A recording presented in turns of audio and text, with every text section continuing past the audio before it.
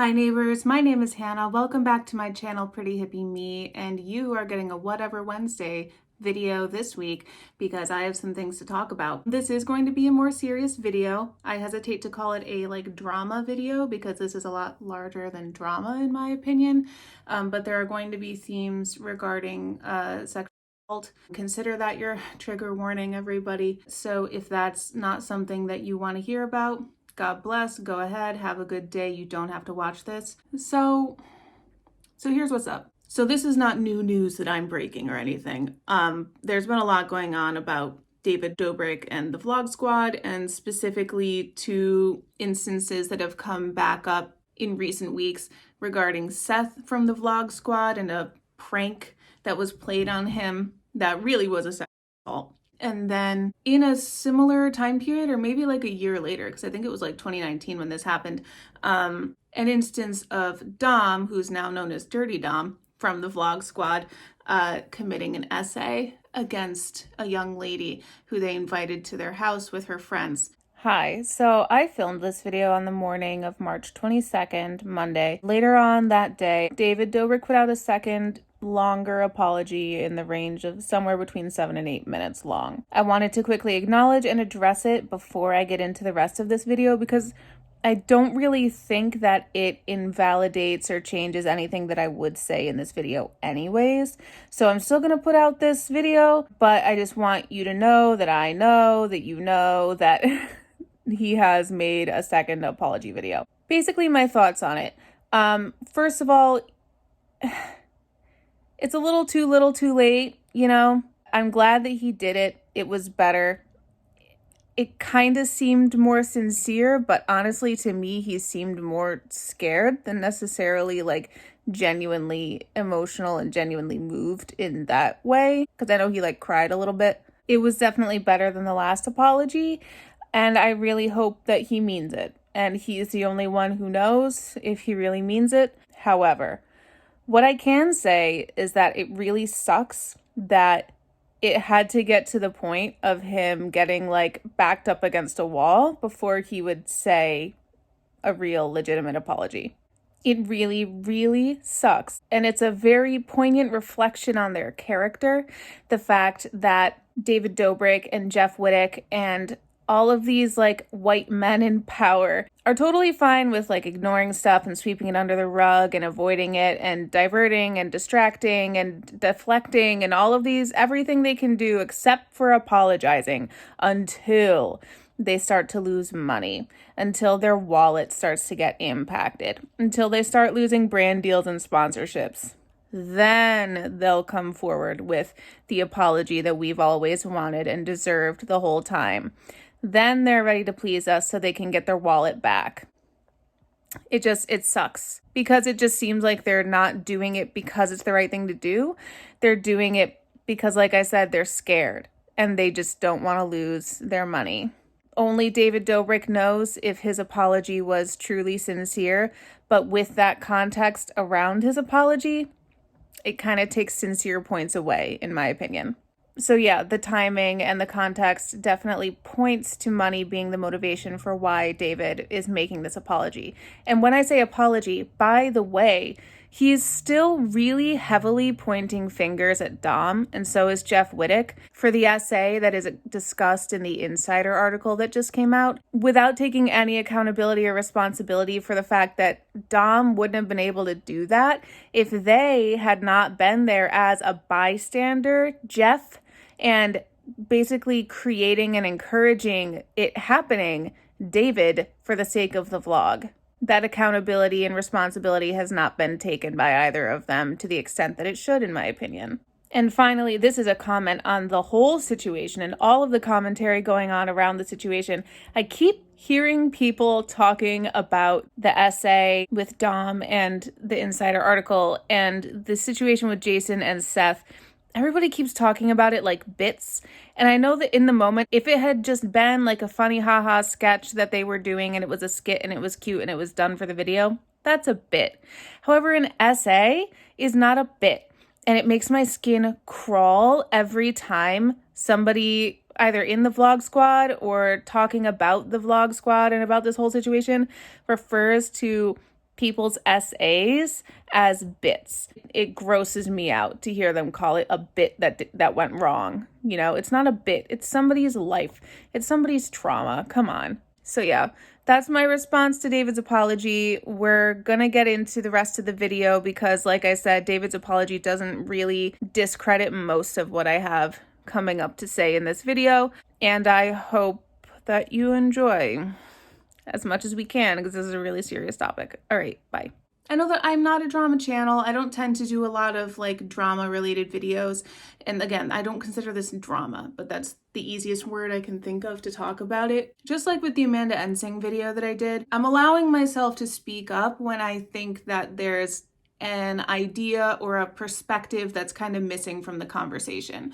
So I just want to give my opinion, which I feel like not everybody shares, adding it to the conversation. Let's talk about it. Let's see how we feel about it. Maybe I'm wrong, maybe I'm right. You let me know, okay? So with both of these situations, with Dom and with Jason and the sex calls that they did on other people, they're the ones who the blame has been shifted onto because they're the ones who were in physical contact with the victims. Like they were the ones, you know, who actually literally physically did the assault. I can see why that seems like, oh, they did it, it's their fault. But I think that the blame needs to be at least equally shared with David Dobrik. We're going to start with the situation with Dom and the like 5-some that turned into a 3-some that turned into an essay. But a lot of the same stuff applies to the Jason, Nash, and Seth situation. So when we're looking for who to blame and who to blame more, I guess here are the factors we should take into account. Dom,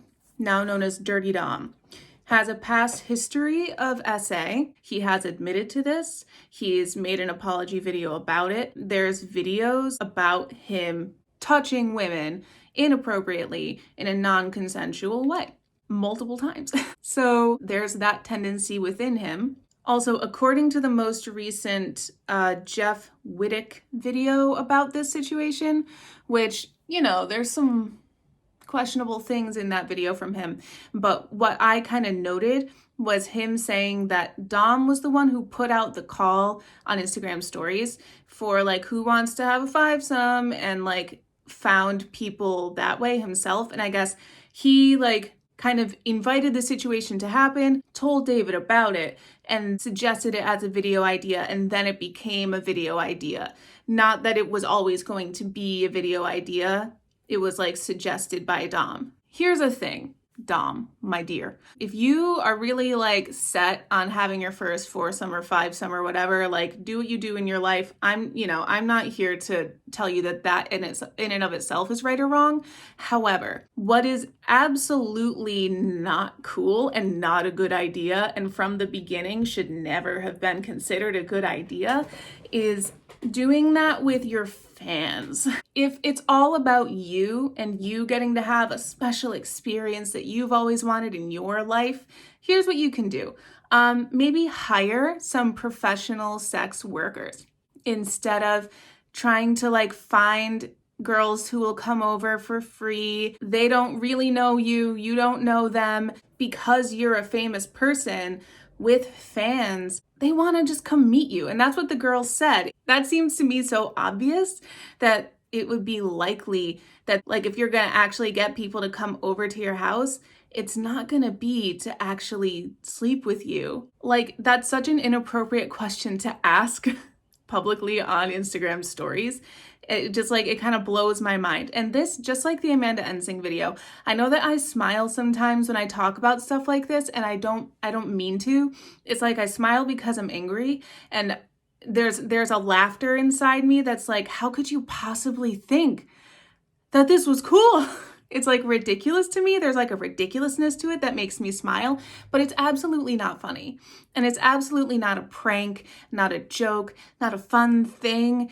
So I apologize for smiling because I don't feel happy. I don't feel haha about this. I feel like angry smile. Like, why? Why would you invite a bunch of fans? You don't know their ages. You don't know how they're going to show up. You don't know them. You don't know anything about them other than like Probably they're attractive and you're horny and you want to make something go down. If that's your motivation, if it's all about you and not about them, then get some sex workers to come over. Just as attractive and much more used to being in that situation where they're literally just there for a sex and they've consented to that and they do it professionally, so there's not even any potential of them being like traumatized by it the way that there is with fans. It just seems so obvious to me that that should have been what they did. Hire somebody. I know you would have had to pay them, but like, yeah, you should have. You dumbasses and you absolute pigs. Anyway, so you have Dom, his guilt, his blame. He has a past history of SA. He chose to summon people to his place who were fans, okay? And he may have suggested this becoming a video, although with some of the stuff that Jeff said being unreliable in his video, I am not sure if that's the case. And he has an apparent misunderstanding of how consent works as well. Because once the girls got over there, they changed their minds when they got there. So there was no longer consent.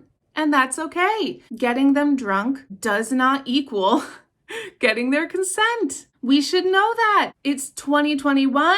At the time, it was like 2018 or 2019. We're past the Me Too era. We shouldn't, this is not hard. This is not hard stuff. Remember, consent is like tea. Dom needs to sit in a room and watch that video on loop for at least an hour. And then, of course, Dom actually was the one who did the essay. He was the one actually physically in contact with the two young women who remained. That absolutely is something he should be faulted for and blamed for. And then, of course, the same ideas apply with Jason Nash and the mask prank on Seth. Just for a brief recap, basically, they wanted to do this fun prank on Seth. There was going to be one of the young ladies in the vlog squad named Corinna. She was going to wear a mask looking like an old man and make out with Seth. And it was going to be funny because whatever, it's just like silly looking. Seth agreed to that. And then they went to do it after Seth had made out with the person in the mask. Turns out it was actually Jason Nash, who he did not consent to kissing. So no longer a prank. It turned into being an essay. And Seth has recently spoken out about it because he recently realized oh, that wasn't just a prank. It felt wrong to me at the time because it was wrong. It felt wrong on a deeper level because it was wrong on a deeper level. So in that situation, Jason is at fault for going along with the idea and for being the one who was actually there physically in contact with Seth performing the essay. So that is where I see their fault lying. Both of them were absolutely wrong in both of those situations. However, when we blame the two of them, we definitely cannot absolve David. David Dobrik is just as responsible, if not more so. And this is where I'm actually probably going to get a little more heated, is talking about David and his responsibility. I went to college for musical theater. And when I was in my junior and senior year of college, I found myself really being pulled toward directing, really enjoying directing, and I've always been into directing since I was young. When you're a director, everything that happens on the stage or in a video or in a movie is born of your vision. Everything. You involve other designers, you hire a set designer, you hire a costume designer. So you have other creative inputs going on, but at the end of the day, you say yes and no to all of their ideas. And such is the same here. If making this video was Dom's idea, David is the one who said yes and said, this is a good idea. Let's do it. Let's film it. Let's edit it. Let's put it up on my vlog channel for millions of people to see. If it was David's idea to do the video, and honestly, I'm not sure whose idea it was, then David had the vision, the concept, the idea of how cool would it be to invite some fans over and have Dom have his first foursome or fivesome. The responsibility that happens there Whether he came up with the idea of the video or he just allowed it, either way, he at least allowed it, produced it, filmed it, edited it, put in voiceover, did everything to make it happen, and posted it to be seen by millions. He's at least culpable for all of that, which is a lot. At the end of the day, the success of a production, film, theater, TV, YouTube videos, it's on the director. David, in this scenario, is absolutely the director of the Vlog Squad. And there have been a lot of people who've been talking about it being like a hostile work environment. It's a hostile workplace. It is a workplace because here's what happens. If everybody's hanging out together and just like having a good time and you invite some girls over and you suggest this idea of let's have a fivesome or whatever, and then they're like, no, thank you. It's a lot easier for them to say no and for everybody else to allow them to say no when there's not the pressure of your boss, your director, telling you, we're gonna make this video. It's gonna go up on my channel. It's gonna get so many views. Let's all do this, guys. And running the show. We have to get this shot. We have to get this shot. You know, telling the girls, oh, you're being so boring. Be sexy because I'm filming you. It turns from a chill, laid back, fun kind of party to now it's a work environment. Now we're working. Now we have tasks we need to accomplish. We have goals that we need to reach in order to please our employer, please our director, please our boss, and get our paychecks. That type of pressure is absolutely the responsibility of the director, boss, manager, whatever you want to call him. That environment has to be on David in this situation. And the same thing goes with the Seth prank too. Maybe if Jason felt uncomfortable with the idea of kissing Seth against his knowledge, he didn't seem that uncomfortable with it, but if he did, he might have felt like he couldn't have said anything because David is his boss. David is directing this film, and they did specifically say it was going to be like a scene in a larger like vlog or video or something, like this dream sequence where Seth was going to be like making out with a person in an old man mask and it was going to be funny. So David had this creative vision for something to do with that clip. Jason, as David's employee, as David's actor, may have felt he did not have the power to say no because they were working on and fulfilling and bringing to life David's vision. So David was the one with the power in both of these situations to say no, to divert it, to change his vision, to say, hey, the girls said that they didn't want to sleep with you. Okay, then let's not make a video out of it anymore. We can make a different kind of vlog. We can do something else. But he didn't. Instead, David was the one who suggested, go get some alcohol so that we can loosen up these underage girls, under drinking age young ladies, showing that it was more important to him to get the shot, realize his vision, his creative vision for a vlog, than it was to protect the safety of these fans who came into a very vulnerable situation, who at least the main victim who's telling her story announced as soon as she came into the room, like, I don't really know you guys, I don't really watch you. So there's already a level of like strangeness and discomfort. So you're gonna go bring alcohol into the situation, David? Like, as a director, as a boss, as a manager, that is so disgusting. That's on you. That is so fucking on you, David. And the fact that you're trying to push it onto somebody else who had less power than you, who was doing your bidding because you pay for their home and their life and their food, absolutely disgraceful. Take some ownership, take some responsibility over your project, or else don't call yourself the leader of the Vlog Squad anymore. Don't be the one who gets to decide what we're gonna post and what we're not gonna post. If you want that place of power, you gotta own what you do with it, babe. And you did the wrong thing, hun. So after everything happened, they brought alcohol. They got the girls drunk. 2 of them went into the room with Dom. SA occurred. The girls, by the way, were so drunk that when they were leaving, one friend had to dress the other one because she was like passed out drunk. They had to carry her out of that building. They were throwing up while they were there at the Vlog Squad house.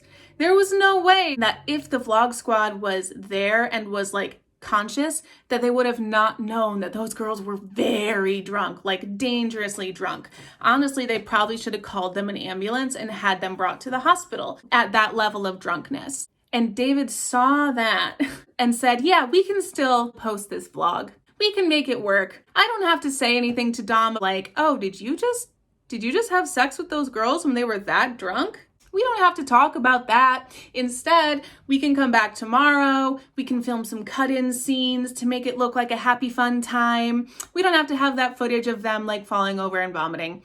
You decided, in order to fulfill your director vision, your creative vision, you made your employees come back to refilm these scenes. You made your actors come back to do this stuff to make it look like something different than it was. That was on you also, David.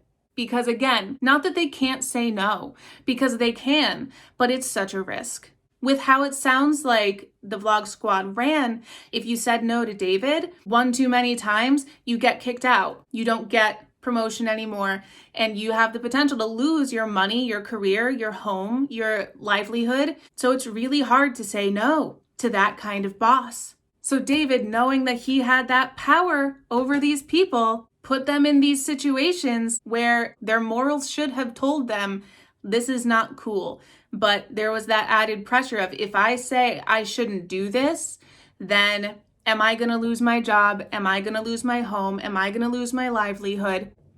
I can't speak for what's going on in Jason and Dom's minds. I think, like I said, that both of them are very much at fault in these situations, especially Dom, because of the way that he was acting toward Hannah. She was called Hannah in the article. I don't know her real name, but the Insider article called her Hannah. And he was being very sexually aggressive toward her before any essay happened. But the only reason that was allowed to happen in the first place is because David allowed it. Here's what I know to be true. If David had said one word, it would have immediately stopped. If David had said, hey, Dom, maybe don't invite them over here, it wouldn't have happened. Or at least David could have said, no, we're not going to film this. We're not going to make it into a video. And then there would have been less pressure. If the girls decided that they wanted to just leave, they could have done so without the guys trying to pressure them into staying so they could complete the video and get the shots and film what they needed to film. At one word from David, this all would have stopped. And the fact that it didn't, David is fucking disgusting in my book. All for the sake of your stupid vlog.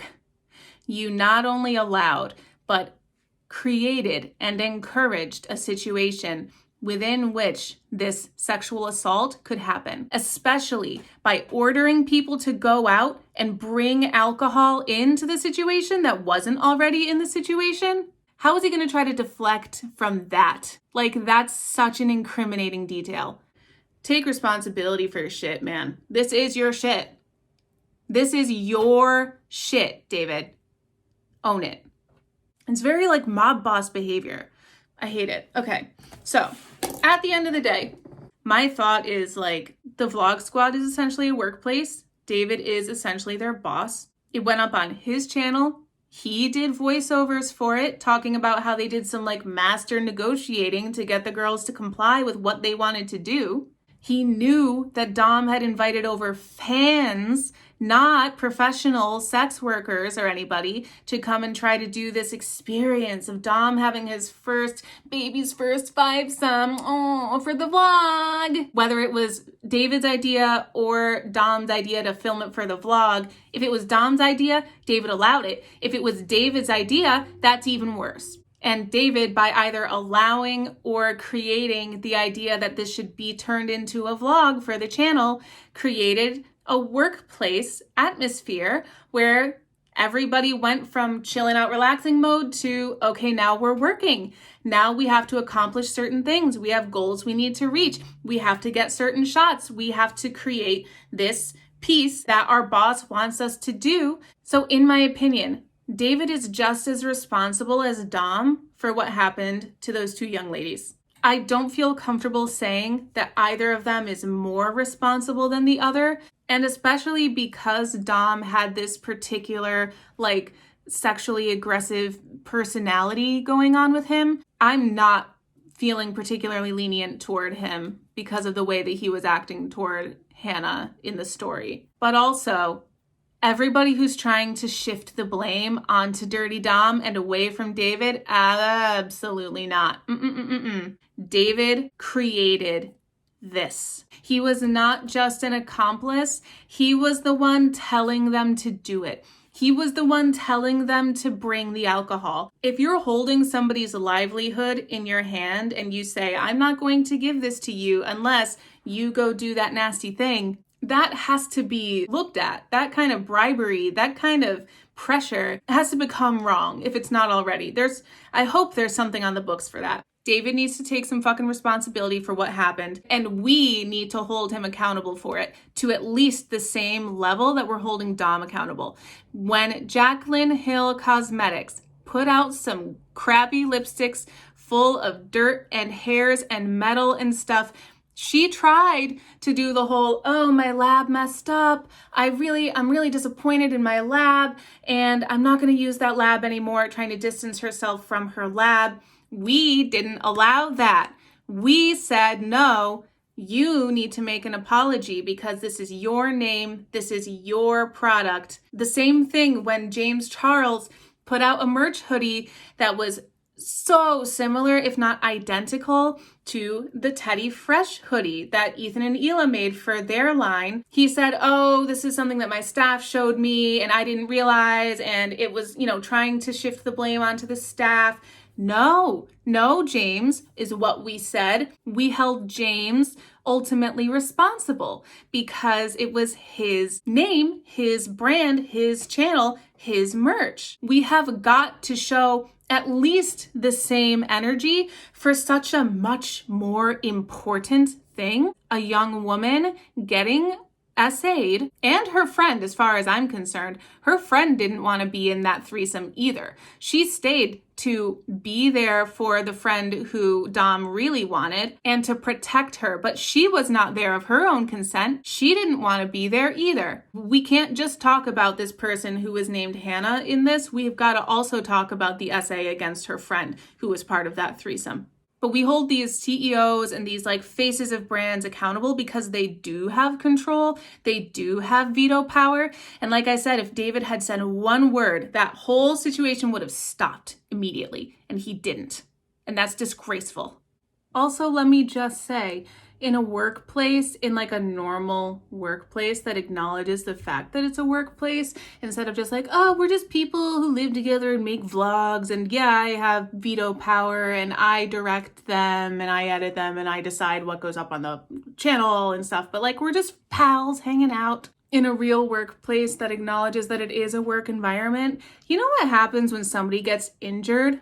They can sue the company. Even if they're the one who sets up the ladder wrong or whatever, and then they fall off the ladder and break a leg or something, they can sue the company for them fucking up. That kind of liability is important to understand. Under your watch as an employer, this should never happen, and you absolutely should be held responsible if it does. However, I'm pretty sure that that's exactly why David will never admit that it's a workplace. Even though everybody around can see it, he'll never say it. This is why actors and performers need unions, to be honest with you. This type of protection is really important. It's not just on women to look out for each other, it's also on men to look out for women, and women to look out for men. Sexual assault can happen to everybody. In this situation, though, it was powerful white dudes picking on these young girls who were their fans, exploiting that power dynamic. That was absolutely not appropriate. What are we doing? We've got to stop this shit. Anyway, I'm going to keep ranting if I don't stop. Every time I think that we're moving forward as a society, stuff like this comes out and it's clear that we're not. Everybody, after you watch this video, I'm gonna link the Consent is Like Tea video below. Everybody just take a quick review of the Consent is Like Tea video, which came out a long time ago, went viral a long time ago. Everybody should know by now the message of consent is like tea, but apparently not everybody does. So we're gonna all as a class review Consent is Like Tea. And you see this video and you have a Twitter, tweet at David and Jason and Dom the Consent is Like Tea video over and over and over. I don't have a Twitter, otherwise I would do it. But if we get a good number of people to tweet at them the Consent is Like Tea video, maybe they'll watch it. Maybe they'll learn something. Consent is Like Tea. I'm gonna put the link in the description. Tweet it at David and Jason and Dom, and we'll see what happens. Let me know your thoughts, please, in the comments below. And if you have kids and teens, do not let them watch David Dobrik. There's so much toxicity in the Vlog Squad content. There just is. There's racism, sexism, toxic shit like this. Don't let them watch it. Thank you so much for watching this video. I really appreciate you and your time and the fact that you're spending your time here with me. Please leave all your thoughts and comments in the comments below. I'd love to talk with you about this. And I will see you next for Fashion Friday. So much love. Bye.